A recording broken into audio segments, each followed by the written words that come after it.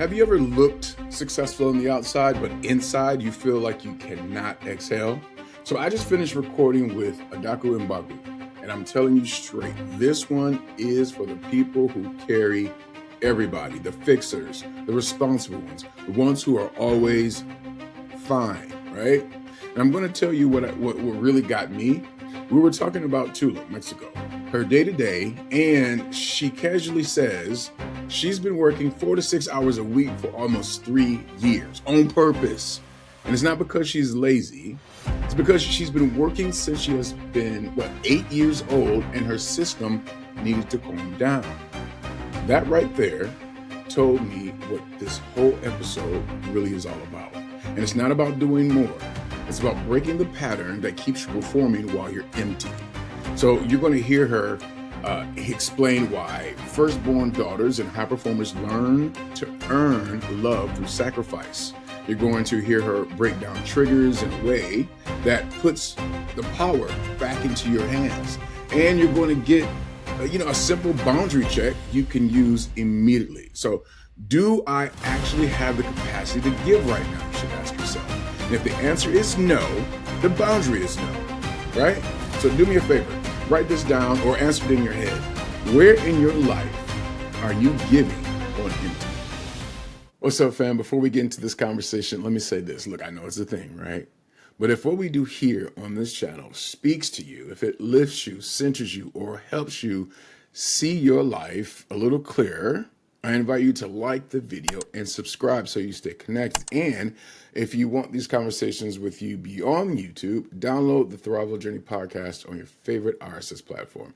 It is a small ask that goes a long way, and it really, truly helps us create the kind of content that doesn't just entertain, but actually supports your journey of growth and alignment. So hit that like, subscribe. Let's breathe in, get present, step into the conversation. Welcome to another episode of the ThriveWell Journey. I am thoroughly excited for our guest today, and it's exciting to have you on. And I just wanted to say thank you for being here, Adaku, and just welcome to the ThriveWell Journey. And how are you doing today? I am wonderful. Thank you. Thanks for having me. It's a pleasure to be on. I look forward to our conversation. Yeah, when Yvonne, she's the producer here, and when she basically went through your story and everything and shared it with me, I was like, oh my God, I'm so excited to have you on. And I know we were supposed to do it maybe last year or something like that, and some things changed, but it works perfectly for where we are now. It really falls right in line. I know that your people that you work with are what you call high achievers, like firstborn daughters, right? Is that correct? Yes. Yeah. Yeah. So that's cool. So, but just so that, we could just kind of get to the present day and the audience feels like who you are now. Where are you calling in from? I actually live in Tulum, Mexico right now. Oh, that's cool. Okay. So what is a normal day like for you?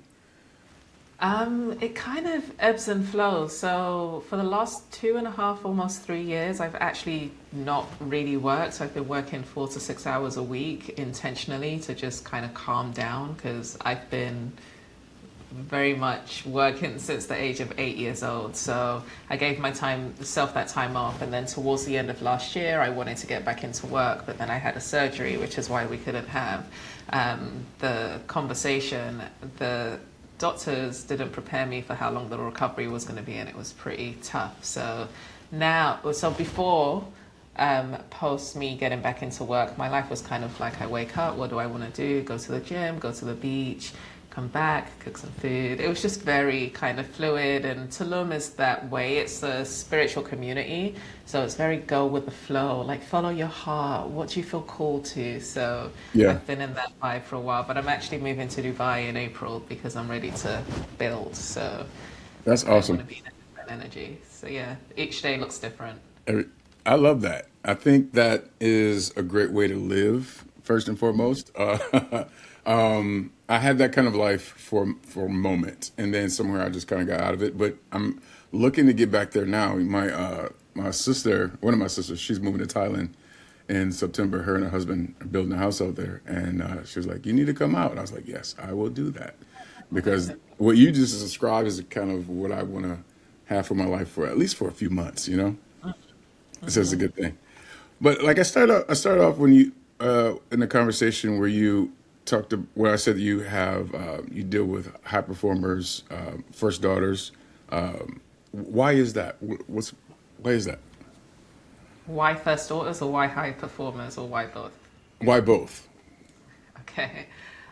So I am a firstborn daughter.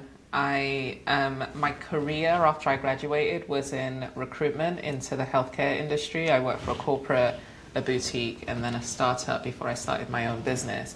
And by year 4 of my business, I was doing well, but I was a little bit like, I don't like this business. I don't want to do it, so I'm Yeah. not got. And then everyone was like, "You should be a coach. You should be a coach." And I was like, "I'll just stop because, firstly, I've been taking care of people all of my life, and now you want me to go and find strangers to take care of. Why would I? Why would I do that?" And Hmm. then, secondly, the coaching market, everyone was calling themselves a coach, so it had this kind of used car salesman type reputation. I was like, why would I want to associate myself with that? So I resisted it for a long time. And then in 2016, I eventually kind of gave into it and started thinking, okay, well, maybe everything I've gone through was in paid to kind of riff on what you said in terms of how our experiences lead to our purpose. Maybe I went through that to help other people that are where I was at the depth of my despair to come through. And when I started working with people, I started realizing I have a gift for it, but my gift is very intense, is a nice way to put it. It's very cut through. So one of my clients described it as working with you is like being guided to the edge of a cliff and being told, trust me, just before I'm pushed off. And then halfway down, I realize I can fly, which sounds crazy and intense. But the reason for high performers is because entrepreneurs and executives, they're used to being in high stress environments and they are kind of trained to perform in that. So I started off working with everyone and I found that the people who really loved the fact that my work cuts straight through, gives you an action, you go take it, whether high performers, whether it's athletes, whether it's executives, entrepreneurs, they were like, oh my gosh, this is a breath of fresh air. I'm not wasting my time. I can do this. Whereas everyone else was like, oh my gosh, this is too much. So I niched onto high performance because I saw that those were who were resonating with my work. And then in terms of firstborn daughters, a year and a half ago, I had niched to working with female entrepreneurs and executives. And I didn't know that every single one of my client was a firstborn daughter until in 1 week, both of them asked for coaching on their dynamic with their firstborn daughter. And I was like, hold on, you're asking me to help you work through things that you've had to resolve with your parents, so you're repeating the pattern. And I said, oh my gosh, I had the same dynamic with my mom. And then I stepped back and I was like, every single one of my female clients are firstborn daughters. There's something here. And I Googled and I saw that there was official research that started to come out on eldest daughter syndrome, which will make a lot of firstborn daughters count themselves out. But whether you're a only girl child, a youngest girl of older brothers, you can kind of see yourself in the findings that they're finding out. And I was like, okay, well, maybe I've been training to do something about breaking this generational pattern that seems to follow the firstborn every time they come into the world. So that's Yeah. how it's firstborn daughters. You know what? There's a couple things there. One, I do. I was an acting coach because that was my world: entertainment, TV, acting in front of the camera. I also did producing and all that kind of stuff as well. And then I shifted into people like I was always offering advice, and then I went through a whole bunch of stuff, which is my purpose after disruption, right? And I think what makes, along with maybe certifications or not, whatever, what I think what makes a coach a powerful coach is going through what they went through, them on the other side, and then being able to see where their clients are or possible clients are, and be able to guide them through with what they're going through. And like a person in your situation is probably a perfect person for the people that are attracted to you, And that could be, like your superpower, right? I agree, and I do think so. A lot of people would kind of say, "Oh, what are your qualifications?" I'm like, "The School of Life." I don't know, Okay. but my clients have told me that they've had therapy for 25 years, and what they were able to achieve with me in a couple of months, they weren't able to even kind of shift the penny on. And I think it's because there's only so much that they can tell me that they can get away with, because I'm like, yes, this is how you felt, right? And this is what you felt you wanted to do, right? And this is how you got stopped, right? So it's like they're like, yeah, yeah, yeah. So there's nowhere to hide from there. So it's like, okay, are you gonna stay here or are we gonna move forward now? And then like, I guess we're gonna move forward, you know? So being able to know that I see them and I feel them in terms of I've been there, done that, like from whatever level of I've had the suicide attempts, I've had the breakdowns, I've had this, like whatever it is, I've probably experienced it. So it allows me to coach from a relatable place rather than kind of regurgitating formulas and models. Right. Not to say that anything is wrong with that, but I do feel that it allows people to put their guards down a lot quicker when they know that they're seen. Yeah, it's a lived experience. I think that really helps people relate to, people as a coach when they apply what their lived experience is, because there's some, understanding. There's it's empathy there, but there's also that coaching to get, somebody through to the other side. And you talked about firstborn daughters. Is that like a personality type, or is that like an identity imprint? What is that? It can be both. It's the birth order, as on the basic level. It's the first girl that's born to two people, a man and a woman.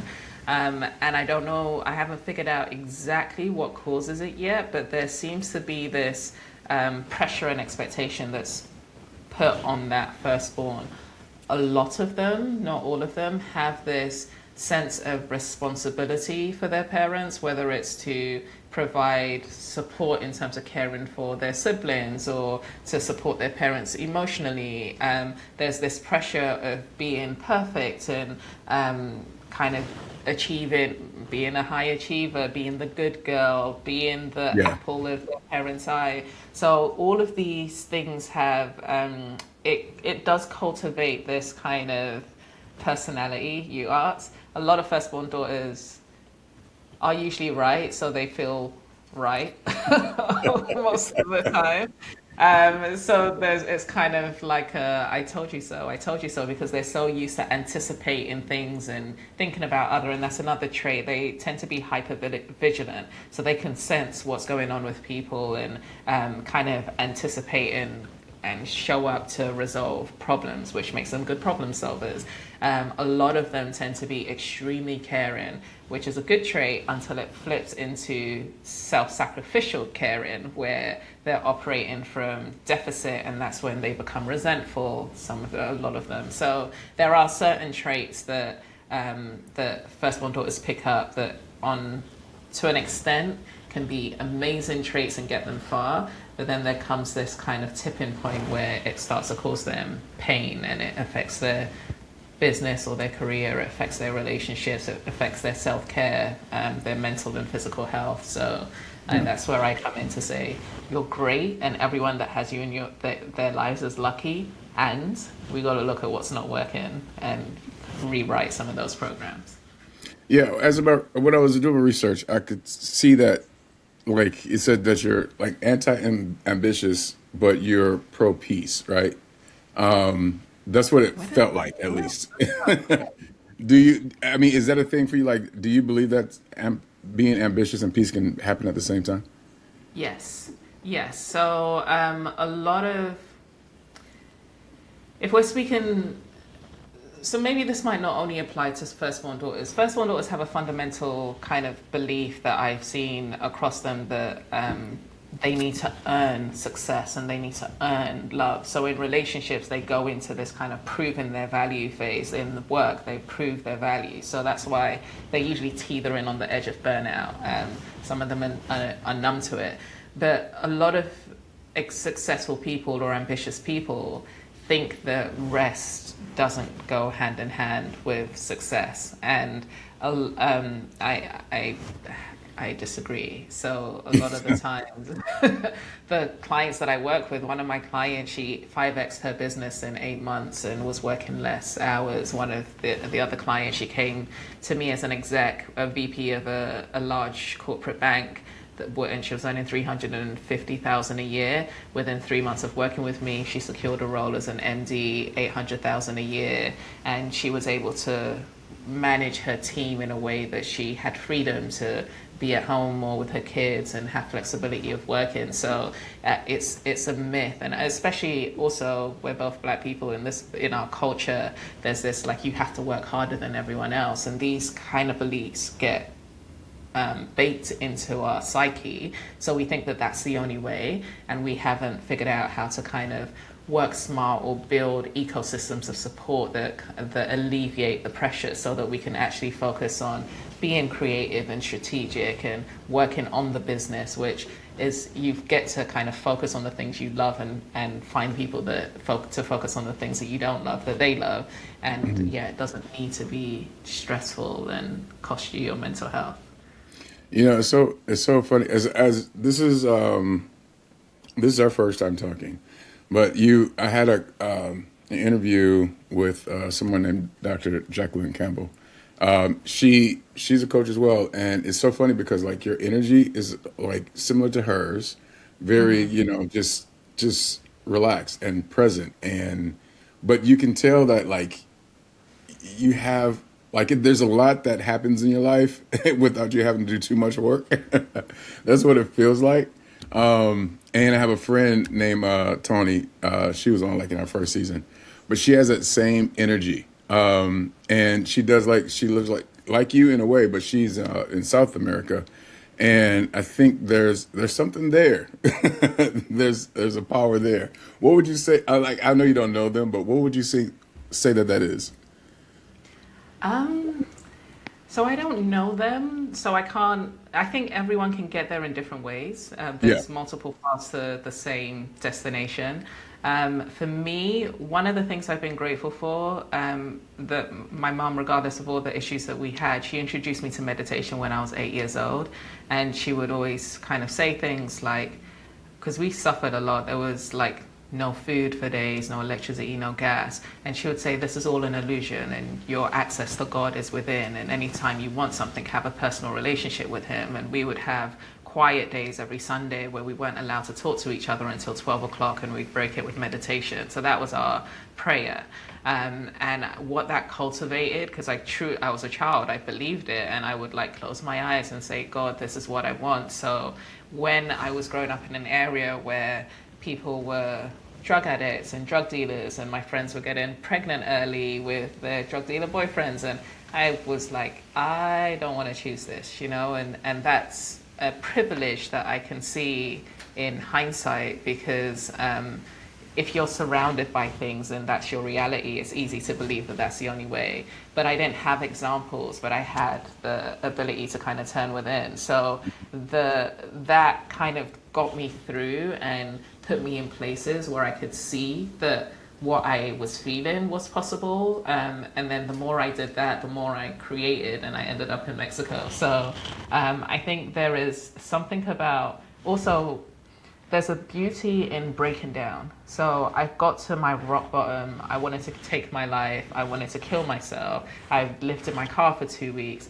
From there, there's really nothing that I can be afraid of or scared of or worried about. So based on having the privilege to experience those depths, it's given me this freedom. But regardless of what happens, I'll be okay.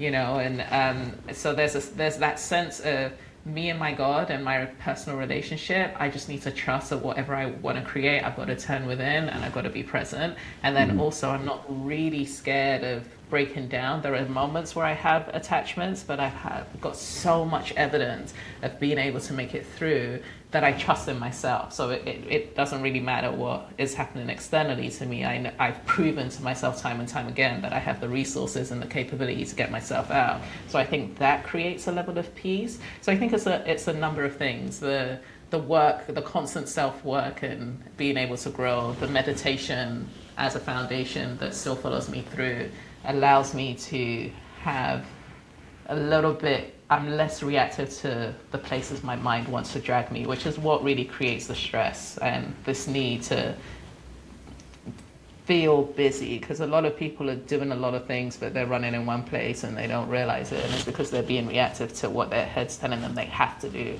rather than stopping and being intentional and asking themselves, what do I want to create and what's the most high value action that will move me to that, which calms the mind down. Calms the mind down, nervous system, all that good stuff. So, like the things that are running around in our head is not what's really happening in reality. Yeah. And you mentioned, like, I want to kind of go through a little bit of your origin story. And you were the first of six children? Seven. Seven. I'm You I'm were, the second. I'm the second, but I'm the first girl, so I have an older brother. okay. And you, so basically, there was, your dad was wealthy at some point, but then he lost his wealth. And then, life kind of happened after that. So in that moment, like, what was like going from like, being, having money and being wealthy and then having to live in the mindset of survival? How did that shift your identity, or did it? I don't think I felt the impact of the money and no money. I was 6 years old, so what I felt the impact of is community to no community and dad to no Mm. dad. So I was in Nigeria. My dad was a businessman, so he would fly on business trips, and um, I didn't see him from the age of 8 to 25, but when I reconnected with him, he was surprised that I had become who I'd become, because he said I was so fragile as a child. Every time he would have to leave for work, I'd grab round his neck and I'd cry. And he was thinking, this, I just need to find someone to marry this girl off to. She's so fragile. And then he meets me at 25 and I'm a business owner and like super strong. And he's just like, what happened? But I think there was a moment in the UK when I was with my mom in a hotel, and I said to her, I'm never going to see my dad, am I? And she said, I don't know. And I remember feeling like my heart broke in that moment. So it was more around, where's my grandma? Where's my aunties and uncles? So we went from having so many people around us all the time. We had drivers, cooks, aunties and uncles were living in the house. We had a nanny, to my mum being by herself in London with me and my siblings, me, my brother, and my younger sister, and she was pregnant with my other sister, and no one. So no dad, no grandparents, no. So that was more felt than the wealth. But my younger sister, actually, the one that my mum was pregnant with, she thinks that I have this ability to make money and this drive to make money because that's somehow in my psyche, because I did experience it. And I get told all the time that my friends that they think I'm bougie, that I have this sense that I grew up in money, which I didn't. And I'm like, I don't know if it had an impact, but that's not my core memories of the struggle. So Your maybe. core, would you know that what they say, like the first, I don't know how many of years, 5 or whatever, they're the most impressionable, and that may be what's playing in the subconscious. At least this is what I've heard. I don't know if it's true or not, but and that's what people have Maybe. told you. Huh? That's what people have Sorry. told you. Yeah, like I get this whole kind of like, oh, you have this like regal air about you. Did you come from money? Did you? And I'm like, I guess technically I did, but from 6 years old onwards, no money, So that's not my conscious experience, because the majority of my life was without it. So yeah, I'm sure it had an impact, but Yeah. not that I can tell. Regal is a great characteristic of how people describe you. So yes, I would say that as well. I would definitely say that as well. Thank you. It's better that I used to be called intimidating. Oh, Then I changed circles, and then those people started calling me Regal. I was like, oh, maybe it was the people that was around it's the that I was people. like, It's the people. Oh man. So you're in London now, and I know you talked about you having to really take care of your family. And what was that whole experience like when you just had to basically leave what you knew and then really starting to take care of your whole family, even your mom? yeah, I think I think there was just a lot of stress and a lot of chaos from a really early age. So my mum was a supply teacher and she didn't have the support around her to be able to get her education to up level her studies. So she was able to work when there was roles and then no work when there wasn't. So we Mhm. had this kind of environment where there was abundance and scarcity, food and no food, electric and no electric. It was just constant. And she, like, when she didn't have money, she would live on credit cards. And then she met someone who she ended up dating, divorced my dad, married him. 3 months later, he became schizophrenic. So her attention went to him. And I'm like, so we don't have money. I now have this schizophrenic stepdad in the house who as a child, I'm embarrassed because everyone's pointing and talking about us, and I can hear the neighbors talking while I'm in my room. Wow. And I was thinking, I don't want my siblings to experience too much, so how can I protect them? And I pretty much signed off my childhood. I started babysitting and braiding hair to kind of make money here and there, and I would use that money to buy bread and some like basics so that we can have food and put some money on the electric. So I became really responsible really quickly. And unfortunately, my mum, not fortunately, I love my brothers, but my mum kept having more babies, and I'm like, what is happening? Yeah, I'm looking after everyone, and you're literally putting babies in my hand. Mhm. And she'll take me to meditation meetings, and I'd be in the hotel room with my little brother, and I fed him, I've changed him, he's crying, I'm crying because I can't stop him from crying because I've done all of the things. So I feel like I've kind of gone through the whole thing of being a mother without being a mother. It was kind of the role that I took on, but it felt like I had no choice. So that it was just pressure. It was a pressure cooker all the time, and I felt like I had to continually. I wanted to sing and dance and act, and my mum was like, "Well, if you do that, then none of your siblings are going to go to university." So again, for the sake of my siblings, I decided to go to university. Made my mum pick my course. So I did. My life wasn't my life. It was just. It just felt like I was a robot designed to provide for others. I didn't have an identity. I didn't know who I was. When people would ask me, "What are your hobbies?" And what are those? Even, I don't have Yeah. time for hobbies. I've got things to do. So it was very chaotic, very stressful all the time. Did you feel like you didn't have a childhood? I didn't. I didn't. I signed it away. I was Yeah. at home. So it's interesting. If you meet my friends from back then, they sound differently to me because we grew up in the hood. So they have a different way of speaking, and it's like I've always seemed like I'm posh, but I think the only reason for that is because I was never out of the house. So I was watching TV and taking care of my siblings. I wasn't out playing, so I wasn't able to kind of pick up what was going on, which may have been a benefit to me in some ways. So yeah, I didn't have a childhood. Wow. Wow. So, like, I, I don't know if this is accurate, but let me know if it's not. It said that your mother admitted that she withheld nurturing from you because she feared you'd stop helping. That's accurate. Yeah, when I fell into depression in my early 20s, I was so angry with her. I was like, I'm like this, I'm stressed out because of you. How did you let me play this role? And I was just wanting acknowledgement and an apology, and it wasn't happening. And then I did a program called Landmark, and I was able to get to forgiveness with her. And I had this conversation with her where I'm like, I've been wanting you so badly to be my mom that I didn't see all the things that you had to go through. So I just want to acknowledge that, and I want to apologize and say thank you for being who you were, because I like who I've become, and I wouldn't have become this way without the circumstances. And I think that freed her from the guilt. And because I told her I forgave her, then she apologized. I was like, you apologize when I don't need it, but thanks. And then her explanation was, I saw you as my husband, and I was really scared of nurturing and mothering you because you were helping me so much. And I felt that if I mothered you, you would stop helping me, and I really needed your help, which was like, oh my gosh, that's heavy.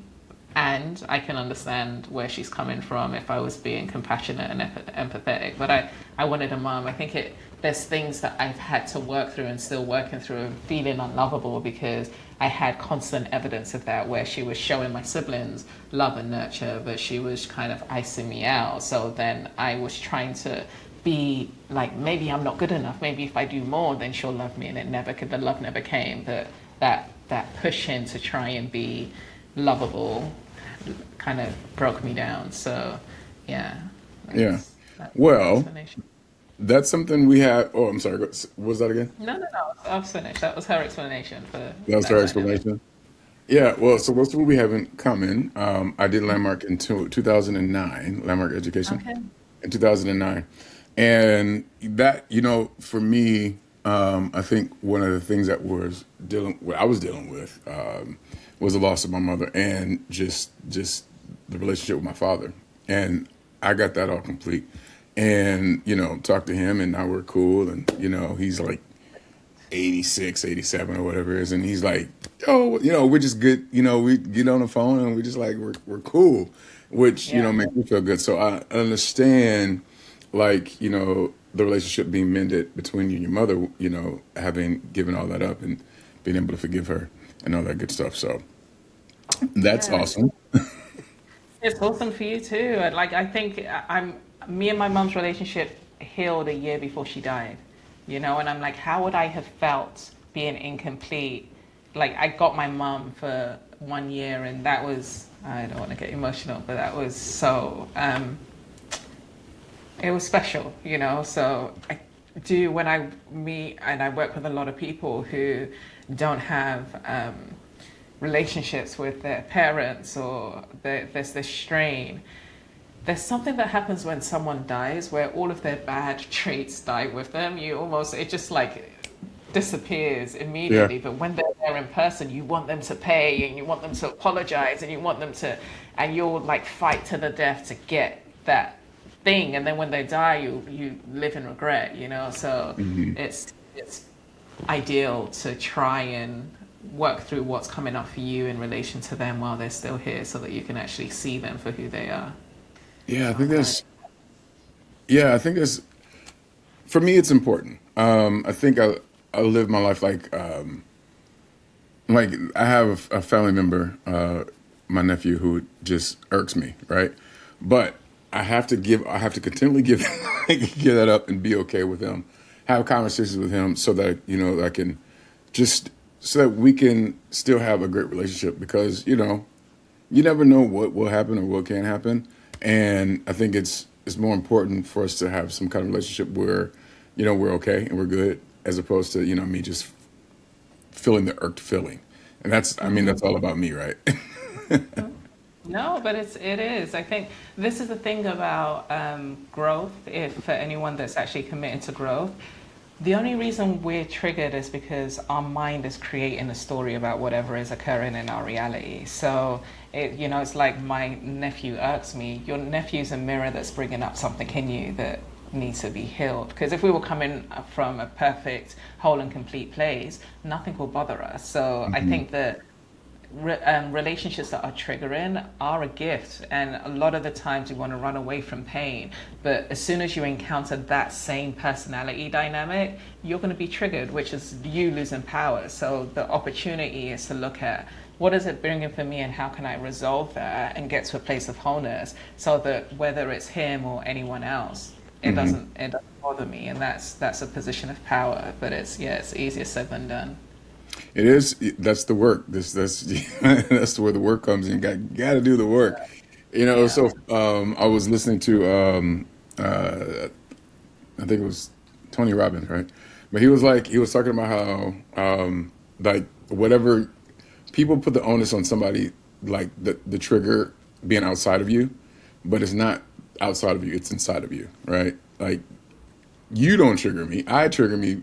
And what you just said is, when you're triggered, it's a story that we're creating in our minds. And you said some more that I just forgot, but I think that is so beautiful. And anybody that's hearing this, like, can you speak that just a little bit more? Because I think I hear it a lot where people are like, that triggered me, that triggered me, that triggered me, and putting the onus on something outside of themselves as opposed to bringing it to themselves and owning that for themselves. Yeah, so I always say that emotions are a gift from God to let us know when we're in and out of alignment of like the truth of who we are. When we're experiencing high vibrational emotions, whether that's laughter, joy, love, that's like us operating from perfect, whole, and complete.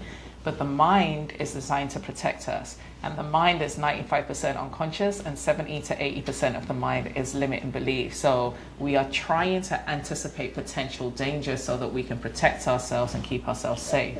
But it's overworking and it's overcompensating.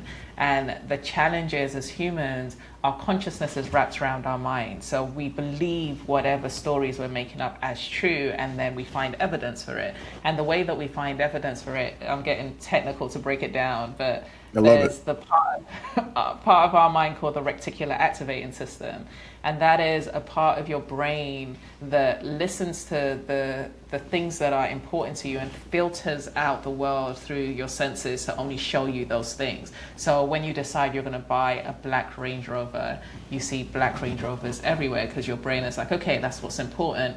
Let's be intentional about what we're noticing so that we can get that. So in the same way, if we had experiences in our childhood, I described earlier that my mom not nurturing me made me feel like I was unlovable. So I've had to work really hard to notice when I'm ascribing that someone doesn't love me or someone doesn't accept me to a situation, and really ground myself to, is that true? Do I truly have evidence, or am I interpreting that action as evidence to validate it? So every time we are triggered, it's a warning sign that our defense mechanism, our brain has found evidence, and it's using that to justify, run your defense mechanism so that you can protect yourself. And you're using an outdated, so you're using the defense mechanism that you created as a child for what happened in the future, which is why a lot of people stay stuck. They struggle to achieve the success they want, because if they've been poor all of their lives, their reticular activating system says, oh, we've been poor. So then you only see evidence of why you can't make it, why money is hard to come by, why. So you're kind of creating your reality based on your past. And every time you're triggered, it's just validating, see, I knew that I'm always going to be poor. See, I knew I was unlovable. And it's your job to bring conscious awareness to it, to say, I'm triggered. The button, if the button didn't exist, it can't be pressed. So where is the button? It's been pressed, so let me look at what is happening in that subconscious part of me that I'm not aware of, and ask myself, what about that triggered me? What did I make it mean about me? How is that making me perceive the situation? How could that potentially be limiting me? And that's when you start to take control of your mind and start to transition out of the pattern that's just on autopilot and step into creation of what you want to become and what you want to pull into your life. That's a power drop right there.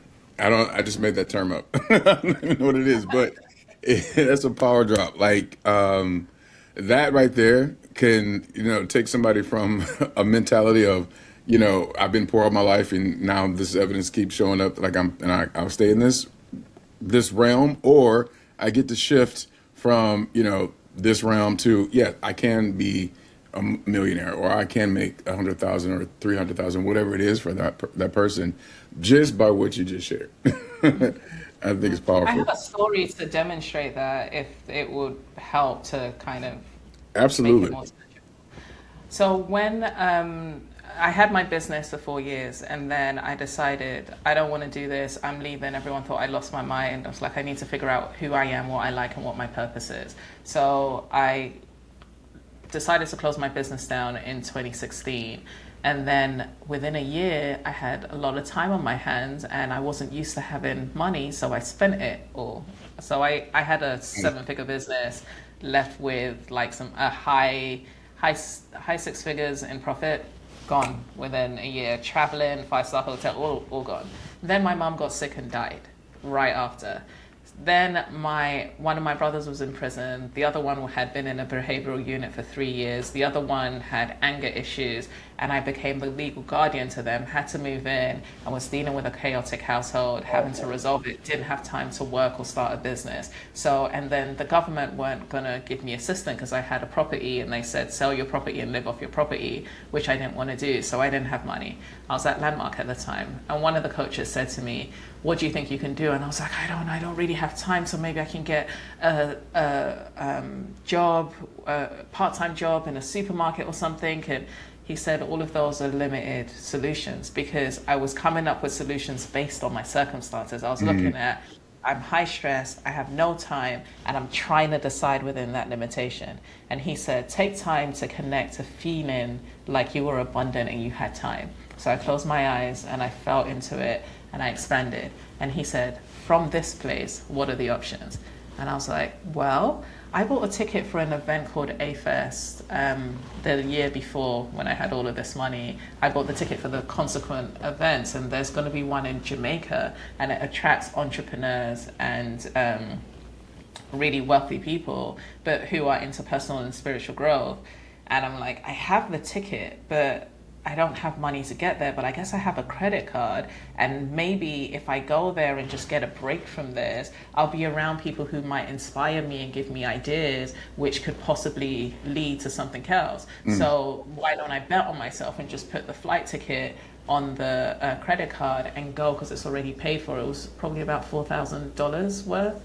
So I booked the ticket, and as soon as I got off the phone and I made the decision and booked the ticket, a previous client of mine was like, hey, I know you're not in recruitment anymore, but I've got this role. I've been trying to fill it for the last year. No one can fill it. It's a £20,000 commission for you. Would you? So I got 20,000 in that moment, just because. Wow. I don't that would have come through if I wasn't energetically shifted. So that's what is possible when you're able to interrupt the limited fear-based kind of automation that happens, and interrupt it and say, is this true? What am I committed to? How would I see this different if I wasn't feeling like unloved or like financially? So I'm not telling anyone to get into debt, but those situations will kind of be clear to you in terms of what the next action is if you can shift your energy and access your conscious brain instead of operating in that kind of unconscious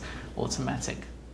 I think that's important right there, where you got silent and you went outside of that limiting belief at that moment, and you got quiet and things opened up for you, and then so you made a choice, you took a different action, then something else showed up. I think that's really powerful, because it's probably how it happens when you're trying to shift out of, a circumstance or whatever, and then something else shows up for you. I think that's pretty powerful. And you went, is this before you went to India and went on the silent retreat? No, this is after. India was the reason I came back and shut down my business. Oh, India was. Well, when I was reading that, I have a couple of friends who went to California, like after I left California. They were doing the silent retreats for like 14 days, but you did it for 30 days? It wasn't a silent retreat, it was a meditation retreat. Meditation retreat, So okay. I had different classes I could attend. There were 134 different types of meditation. It was actually the Osho ashram. I knew nothing about Osho before. Apparently he's a controversial guru. I think Netflix recently released the documentary about him. Yeah, I heard about that. But yeah, I went to that retreat figuring out, like, I am not motivated in my business. I don't know why. I don't feel like I'm depressed, but something's off. So let me just cut the noise. It was actually my mum who said to me, why do you keep, because I was asking for advice, I was speaking to mentors, and they were like, every entrepreneur goes through this, just write it out. And she said, why do you keep listening to everyone? Why don't you turn within? And I was like, oh, of course. So I was like, okay, I'm going to go to a meditation retreat, leave my phone, leave my laptop, which was not a good idea as a woman traveling by herself in India, but I was safe, thank God. But yeah, I left everything in London, went to India for a month, and I told my assistant, don't tell anyone where I am unless it's life or death. And my dad managed to convince her and get the number of the ashram. But Uh-oh. yeah, Yeah, it was a good experience. He called me probably the last week, and I was just like, "What? I had a dream that something bad happened to him. I'm like, that's life or death. I'm fine. I'm fine. You know." So I'm good. yeah. That's wild. So you had the $1 million business. You shut it down. You know, life just kind of shifted for you. You're back with your family at this point, right? Taking care of some of your siblings. At this point, what are you going through at this moment? I felt okay. So there was pre Jamaica and post Jamaica. Jamaica Okay, needed to happen. So Jamaican, you before have to admit. Jamaica, I felt like I was drowning. I'm like, Um, I've got this little brother who has been in a behavioral unit for 3 years. He hadn't got like a proper education in that time. They think that he's crazy because he's having these kind of really aggressive outbursts, throwing chairs at pregnant teachers, all the things. So they wanted to, felt wow, like his dad was schizophrenic, maybe he's schizophrenic. I'm like, he's not schizophrenic. I think that my mum was sick for a long time, so he didn't have the attention. They moved around a lot. There was a lot of instability. And I think he just learned to kind of get attention through being outrageous. But so I had to work with the school. And the school were explaining that other parents don't come in as much as I did. I was like, well, I'm making changes at home and I need you guys to follow through on those changes in order for it to be consistent. So I was really hands-on. And within 3 months, he was an ideal student. We got him into mainstream school. But that 3 months leading into it was just one of my brothers was really angry, and I guess through his grieving, he felt like I was coming into my mum's house and trying to take control. So he was threatening to beat me up. He's 6'4", so he was oh like, wow, and this is payback for you kind of dominating me when I was a child. So there was a lot of tension. I felt unsafe. I felt stressed. I had a dog for the first time that I was looking after. That was my brother's dog that wasn't being. It was just intense, and I was like, I don't think I can deal with this. And then I went to AFES, and I actually did Bufo, which is a plant medicine. It was the first time ever that I did Bufo. it's called Um, Bufo. yeah, it's DMT. Okay, well, yeah, I know the term. Yeah. So the DMT is the chemical that's released when we die, and Hmm. in our brain. And I've never drank alcohol, never done drugs. I was the goody two shoes of goody two shoes. So anytime someone would bring any form, never smoked weed, never nothing. Hmm. And I met someone on the first day, and he said, "Oh, I've been practicing under this shaman to do this bufo thing." And I was like, "I need to do it now." And he was like, "What?" I was like, "Right now." And I don't know what this urge was, but when I had the experience, I died and I lifted up from my body and I saw my body laying still. Wow. And I was like, this is the most irresponsible thing I did. And then I saw my body breathe and I was like, okay, let's just go through with it. And I surrendered and I continued to lift. And I can only describe what the energy that I got to felt like. They say it's like a quick trip to meet God and then back. It's only a 10-minute experience. So I was in this place where it felt like love. It's hard to describe, but there was no individual me. I was just merged with this energy. And then I started to come down and I was like, I don't want to leave yet. And then I Yeah. and then I came into my body, and the shaman said that he didn't think it works because usually when people take it, they like are really erratic and moving around. And he said I lay still as a Buddha, and I had one teardrop fall down my eye. I was like, I don't know, maybe it's a years of meditation, but it was intense for me in my experience. And what I got the day after the realization that came from that experience is, if that's the truth of who we all are, when they're saying that we're all one, then everything that I can look at in this on this earth plane was started there. It's like the inspiration came from there, and as humans we made it into form, which means that I'm a creator. So then I went back home like, I'm trying to control this situation rather than creating it. Like, so how would it look like if I allowed things to, and it was like, got my brother back into mainstream school, got everything calmed down, and that's when things started to change. But those initial 3 months after my mom died were, I didn't think I could make it. But I also look back at it now that I'm a coach, that I have dealt with being threatened for being beaten up, with like a child that's out of control. So when I'm coaching mothers, there's nothing they can tell me. When, in terms of, I've had people lash out at me because I'm triggering and coaching, and they've called me a bitch, and it's just like, it's okay, it's whatever, because again, it's like, if I hadn't have had that experience, I don't know whether I would be able to hold the type of space that I can hold, because I've been able to kind of work through those dynamics. So, Yeah, that's pretty powerful. I mean, this is the experience right there that allowed you to like just see things differently and experience yourself and life differently. And just through that experience and going back to the environment, would you say that just because of the change and the shift that you experienced, that actually shifted and changed the environment with your siblings? Yeah. yeah, because before, so there was the call while I was in the thick of things that allowed me the spaciousness to realize I can go on this trip.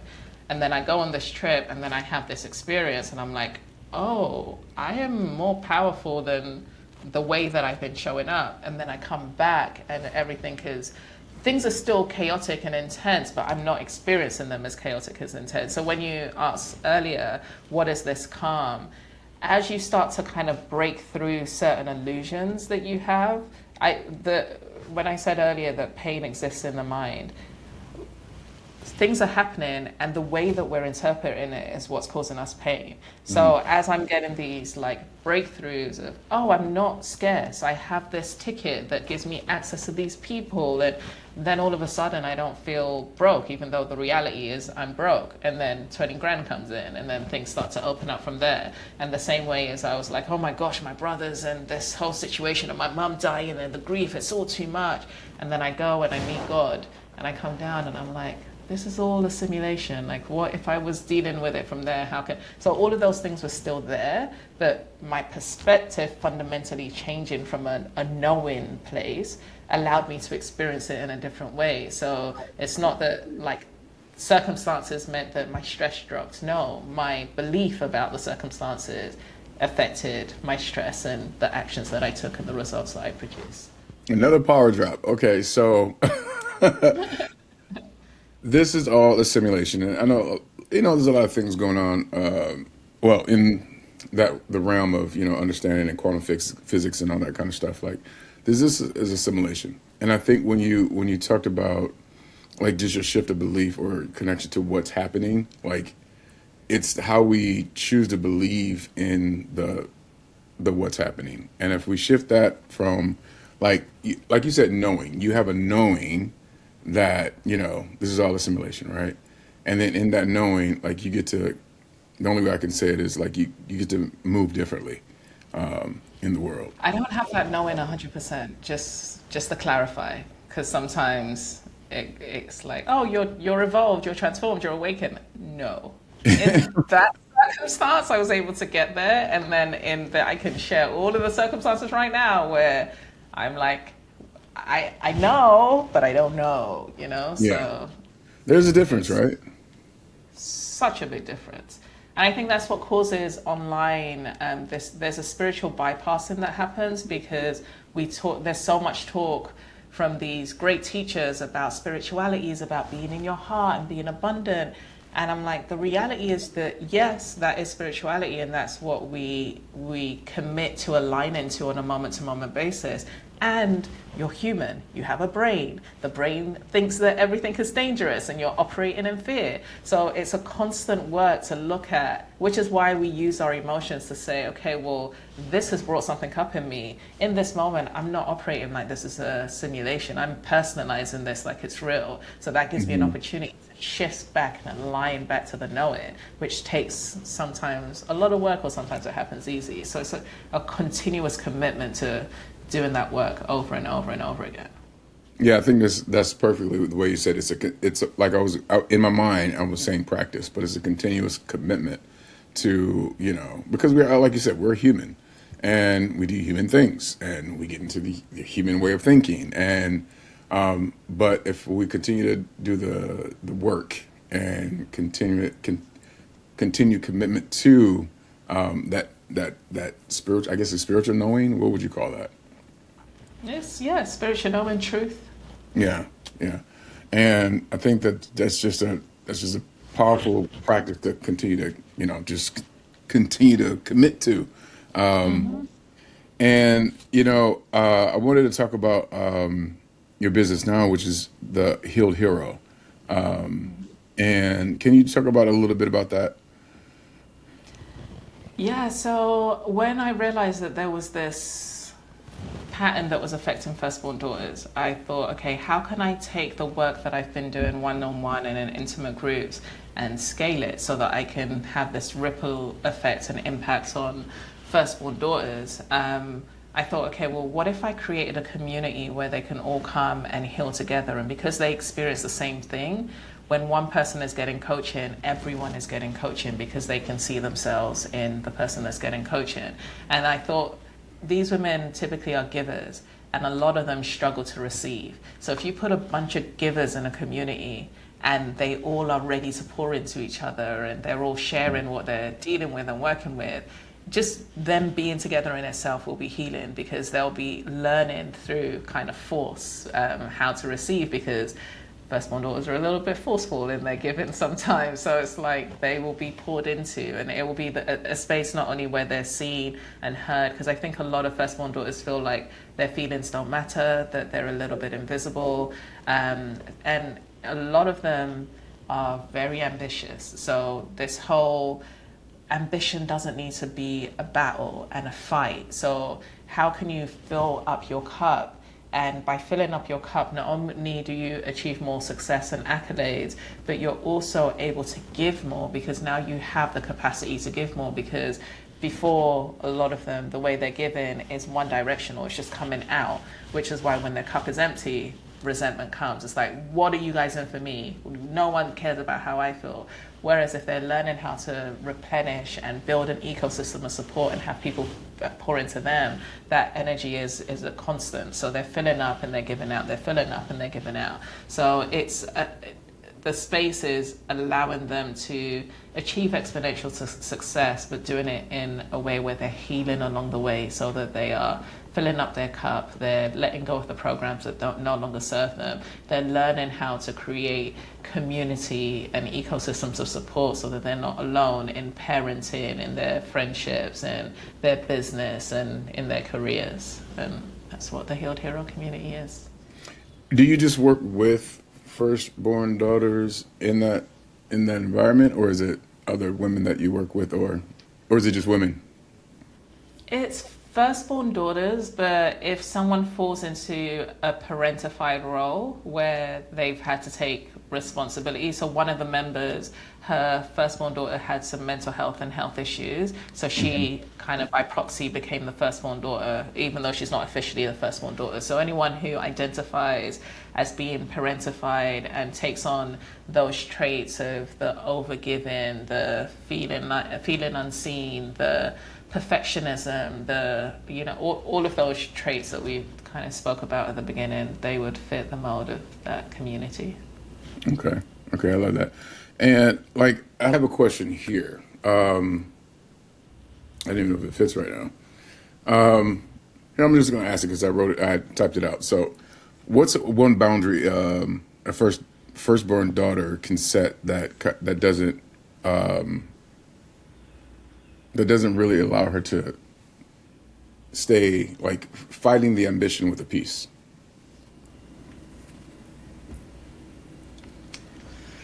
This one's not so clear cut. So if I'm answering the question plainly, the question that they should ask themselves is, do I have the capacity, time, or energy and resources to be able to give?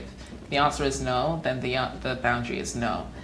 The issue is they don't know how to feel whether they have the capacity. They're on autopilot of yes. The first thing that they need to do is unnumb themselves to where they're coming from. Because I had a coaching call this morning, and one of the firstborn daughters was like, but I love giving and it makes me feel good. And I'm like, all of those things are true, but you're getting coaching about it because there was a point where it tipped and now you're feeling a little resentful. She was like, yeah. And I'm like, and that happens a lot, doesn't it? She said, yeah. I'm like, so the first thing you need to do is unnumb yourself so that you know when you've hit your capacity, but you're still giving. And in the coaching, I said to her, what do you think makes you overgive?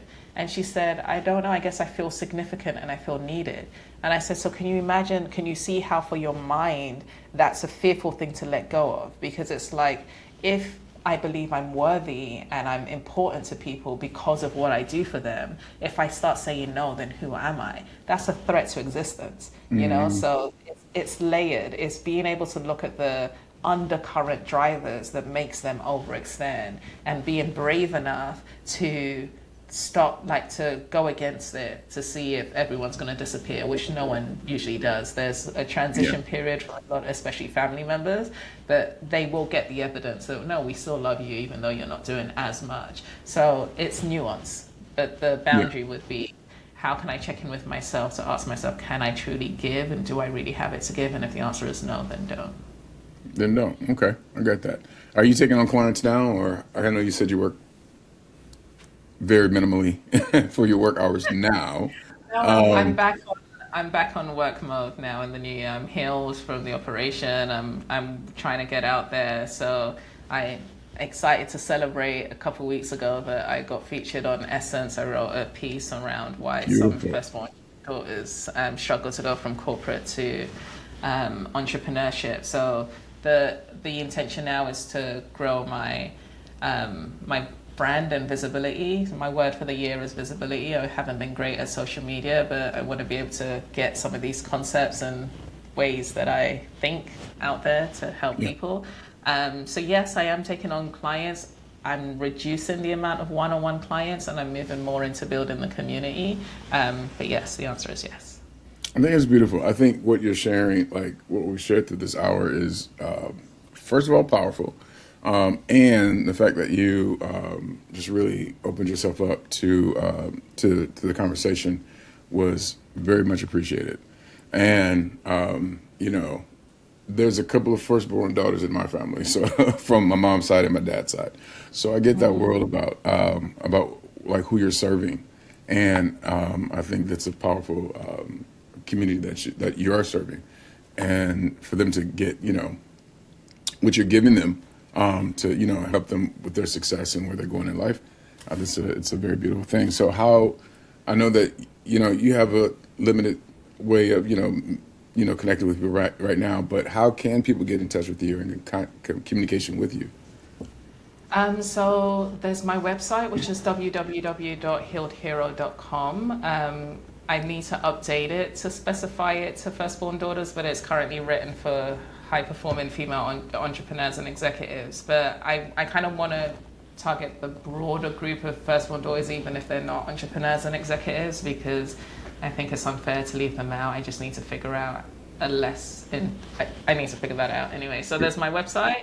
And then I'm on LinkedIn and Instagram. So over the next couple of weeks, the intention is to start getting out there and posting. So join my mailing list on my website and then follow on those channels for some content and hopefully lots of value. But yeah, this has been a really easy conversation. You said that thank you for being open. Like not everyone gets that out of me. So you're good at asking the right questions and creating space for the explanations to come out. So I appreciate and value that. So thank you for this conversation. Absolutely, absolutely. So with our last question, excuse me, I don't know, I just got choked up. For the last question, what's the last thing that you want to say on this podcast this time? Like, what's been on your heart, on your mind that you wanted to share, or or anything, story, whatever it may be, for your words on this podcast. I think that the one thing I would want people to leave this conversation with is that they're more powerful than they know. A lot of the times we're attracting the exact circumstances that we need to meet the version of ourselves that we haven't met yet. So what do I mean by that? Every time, so if life is a simulation or a game, we're playing at one level. And everyone always wants to be comfortable and to kind of reach this place of happiness. That's not really what we want, because then it's like, what's the point? We're going to die. So when we play at one level and we master it, life sends you challenges and circumstances that are going to stretch you to kind of deal with that new level. And it's just you being committed to being like, okay, I just got to figure out this level. And if you have that mindset about it, you will start to experience that everything is happening for you. Because when you look back, you're like, oh my gosh, if that didn't happen, then I wouldn't have learned that, then I wouldn't have created this, and I wouldn't have. So instead of having that be in hindsight, challenge yourself to ask yourself, like, what is this? Why is this here to teach me? What is it teaching me right now? And how am I making this harder, or how am I resisting change? And the more you can lean into your problems, the shorter the time period you'll stay in them. But you're way more powerful than you know. And if you just, in the midst of the pain, just trust and lean into the growth, you will make it to the other side, and you'll be more wiser, stronger, resilient, all of the things on the other side of it. So that's the only thing I wanted to add. Thank you for saying that. That is so perfect. I almost got tears in my eyes. I admitted it, because I'm going through something right now, like with my business and everything. And it's like, yeah, but that word right there is so perfect. And I'm glad it's recorded, because I can go back to it. And that's one thing I love about being a host. I get these nuggets, and I get to go back and listen to it again and again. And thank you for sharing that. That is like spot on for me.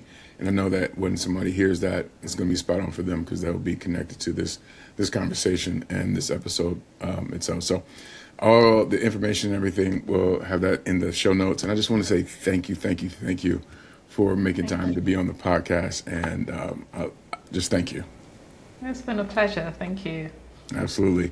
And as we always say, let's make thriving our new normal. And I will see you on the next episode.